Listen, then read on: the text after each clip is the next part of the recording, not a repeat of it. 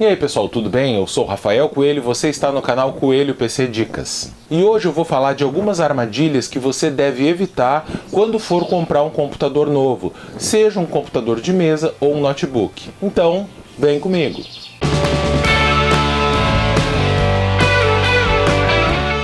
Muita gente espera Black Friday para comprar um novo computador, seja um notebook, seja um PC de mesa.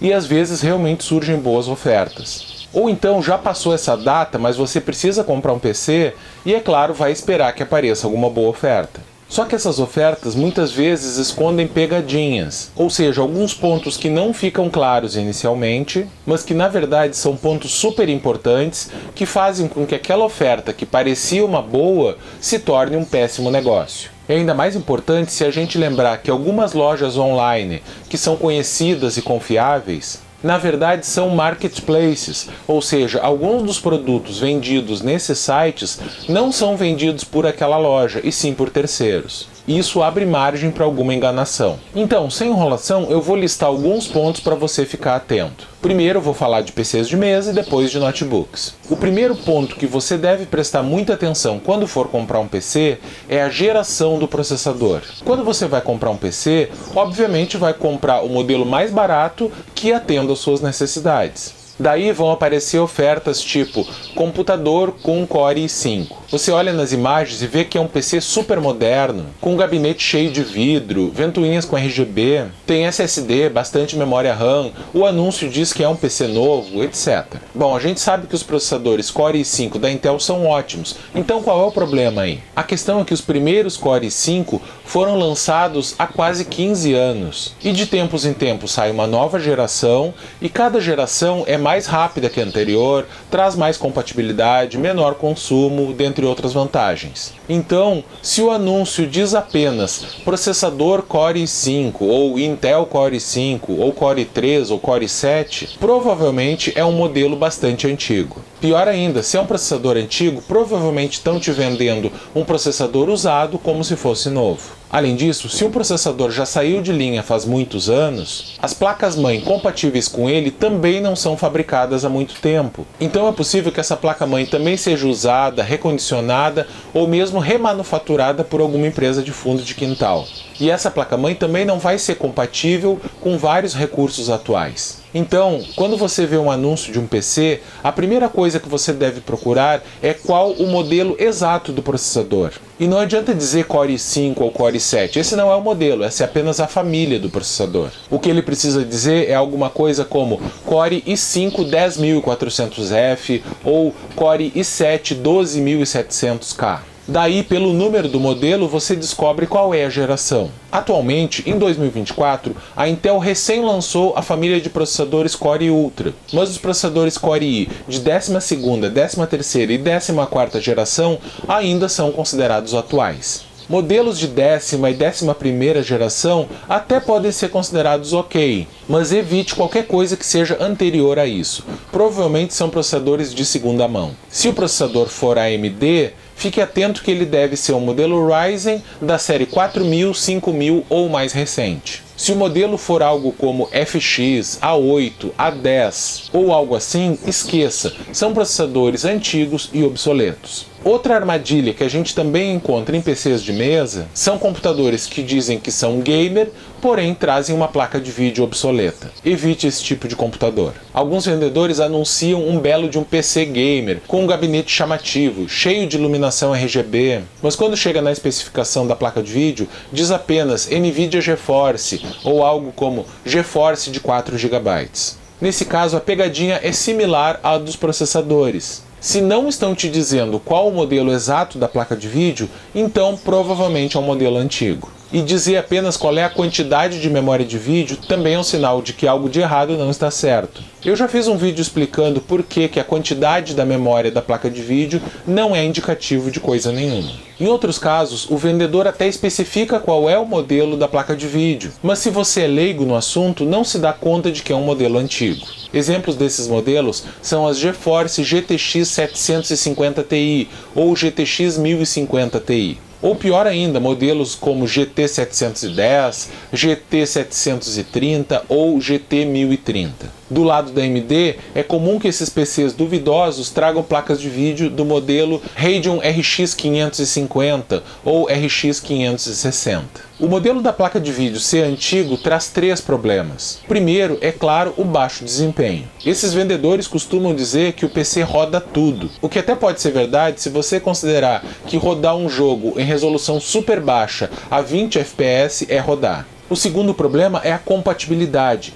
Placas de vídeo antigas podem não ser compatíveis com jogos atuais, ou em alguns casos não conseguem sequer rodar um vídeo decentemente, porque não são compatíveis com os codecs utilizados hoje em dia. O terceiro problema é que se elas são baseadas num chip que não é fabricado há muitos anos, é bem provável que seja uma placa de vídeo usada ou recondicionada. Às vezes, fabricantes pequenos compram placas de vídeo que seriam enviadas para o descarte, retiram os chips gráficos e memórias e colocam esses chips em placas novas. Nesse caso, a placa de vídeo em si até que é nova, porém os componentes são antigos, o que aumenta muito a chance de dar problema.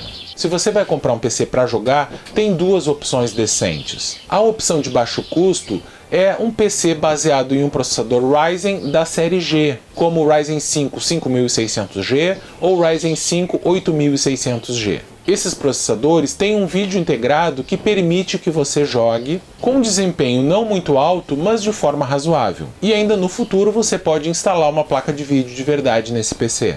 A outra opção é um PC com placa de vídeo, um verdadeiro PC gamer, só que tem uma placa de vídeo decente. O básico do básico nesse caso é você pegar um computador que tenha uma placa de vídeo, pelo menos que seja um modelo GeForce RTX 3050 ou Radeon RX 6600. Evite qualquer PC que tenha uma placa de vídeo anterior a esses modelos. Se ficar com dúvida se algum modelo é recente ou não é, deixa aí nos comentários que a gente responde. Outro tipo de PC que deve ser evitado a qualquer custo é um PC que venha apenas com HD, sem SSD. Isso deixa o PC totalmente lento. E se o PC está sendo vendido sem SSD, com certeza tem algo errado. Ou é um modelo usado, ou o vendedor está tentando se livrar de peças obsoletas. Agora vamos falar de notebooks. Quais pegadinhas a gente precisa evitar? A primeira é que aquilo que eu falei para os processadores de PCs de mesa também vale para notebooks. Existem muitos modelos de notebooks no mercado com processadores de gerações anteriores. Então é preciso verificar qual o modelo exato do processador e qual a geração dele. Se não for de uma geração recente, evite. No caso dos notebooks, isso é até mais importante, porque um processador mais antigo, além de ser mais lento, gasta mais energia, esquenta mais, a bateria dura menos, o notebook é mais pesado, enfim, sempre é pior. A mesma coisa no que diz respeito a notebooks sem SSD. Se ele usa apenas HD, esqueça, é refugo. Agora, um ponto importante nos notebooks diz respeito à tela, que tem 3 características principais: tipo de painel, resolução e taxa de atualização. Quanto ao tipo de painel, evite notebooks com tela tipo TN. Esse tipo de tela tem uma qualidade de imagem pior que as outras e, em geral, a imagem só fica decente quando você está exatamente de frente para a tela. Quando você olha de lado, ou de cima, ou de baixo,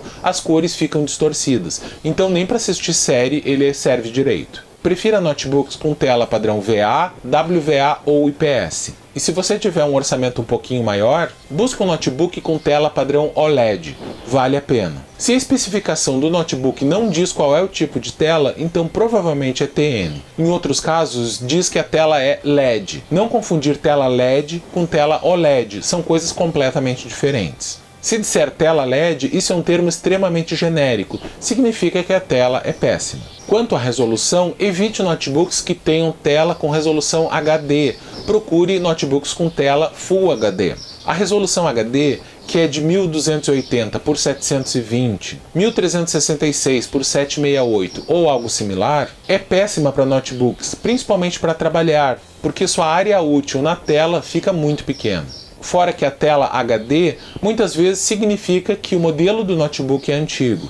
Então escolha notebooks com tela pelo menos Full HD. Em relação à taxa de atualização, isso já não é tão grave, vai depender muito do seu uso. Se for um notebook para trabalhar ou para tarefas básicas, isso não faz a menor diferença. Nesse caso você pode pegar um notebook com tela de 60 Hz sem medo.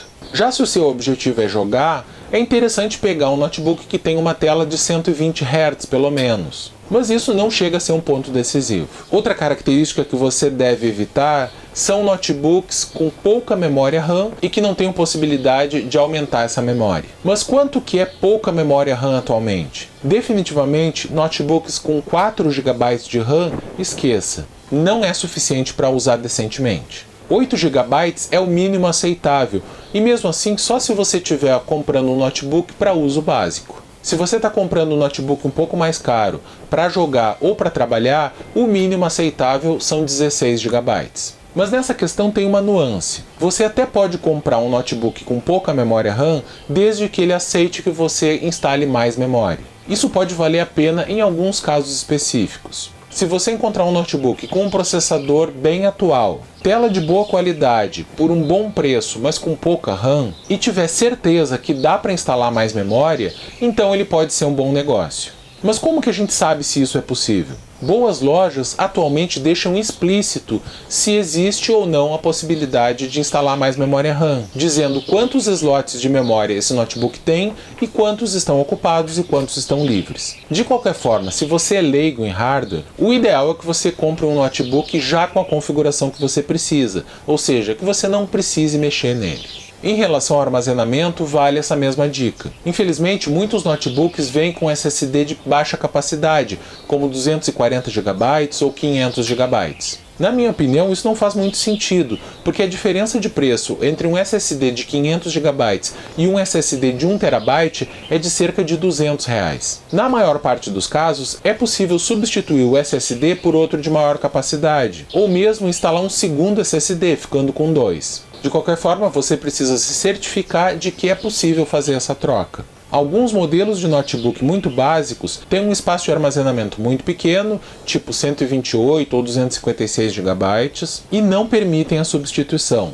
Nesse caso, evite a compra, porque em geral já são modelos com outras limitações escondidas. Mas me diz aí, você já conhecia essas dicas? Tem alguma outra que você gostaria de acrescentar? Deixa aí nos comentários. E se gostou do vídeo, não se esqueça de deixar o seu joinha e se inscrever no canal, que não custa nada e ajuda bastante. Valeu!